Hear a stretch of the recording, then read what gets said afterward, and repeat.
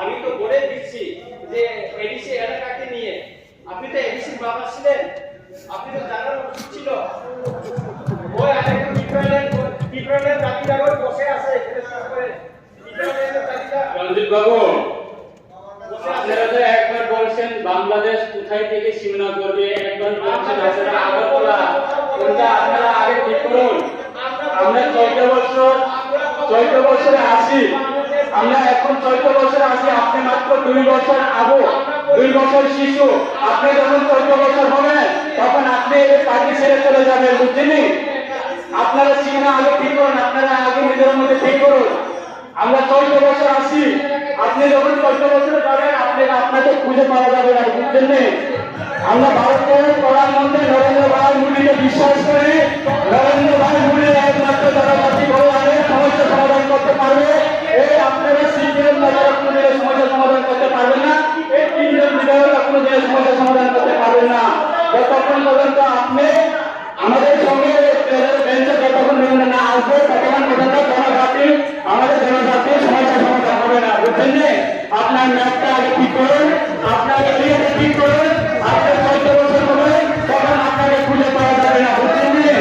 আমরা আসি, বিজেপির সঙ্গে আসি, 2018-তে আমরা বিজেপির অ্যালায়েন্সে আছি।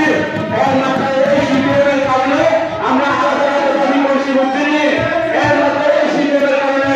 কিন্তু আপনারা আজকে এই সিপিএমের মদত দিয়ে বিজেপি আরেকটা দিকে ঢুকে যাবে না। ত্রিপুরা রাজ্যের মধ্যে আগামী দিনে আপনারা বিজয় হবেন, জনগণ আপনাকে বিচার করবেন, জনগণ আপনার সঙ্গে আপনাকে বিশ্বাস করবেন।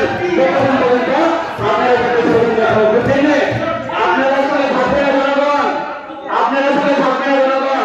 আপনি যখন 14 বছর হবেন আপনাকে খুঁজে পাওয়া যাবে না।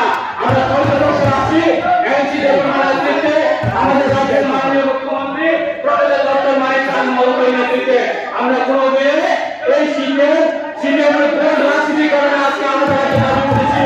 সিপিএমের ভোট রাজনীতির কারণে আজকে কিভাবে সিপিএম বলছে যে এনসি গঠন করার সময় ওনারা নাকি এনসি গঠন করেছে, আমরা কোনোদিন স্বীকার করবো না। আমাদের হাইকোর্টে আমাদের রাজ্যে এখনো আমাদের চেয়ারম্যান আছে হরিনাথ দেববর্মা।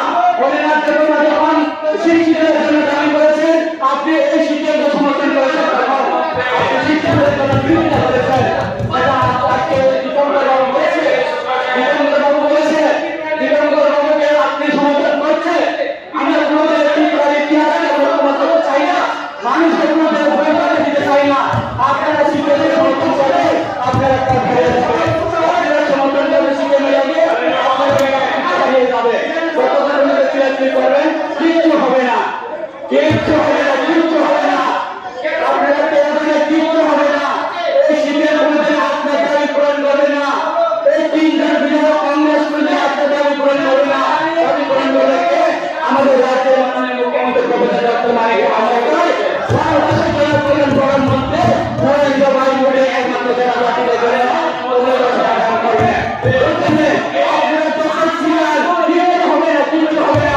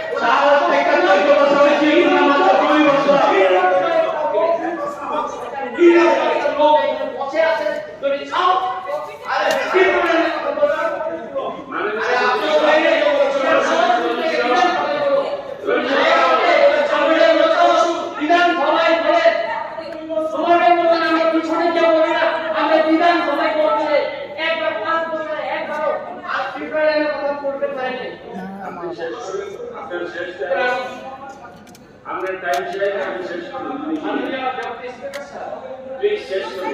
আমি শেষ করুন। আমি ব্যাখ্যা দিয়েছি। আমি আমার বক্তব্যের মাধ্যমে এই বাজেটের বাজেটটা যে আমাদের মানে ত্রিপুরা সফল হচ্ছে জনগণের যে আশা সেটা পূরণের জন্য এটা এই বাজেটে আমরা দেখছি না। এই বাজেট হচ্ছে আশ্বাস, বঞ্চনা এবং অবহেলার জন্য, তাই এই বাজেটকে আমি সমর্থন করতে পারছি না। আপনাকে ধন্যবাদ। Thank you.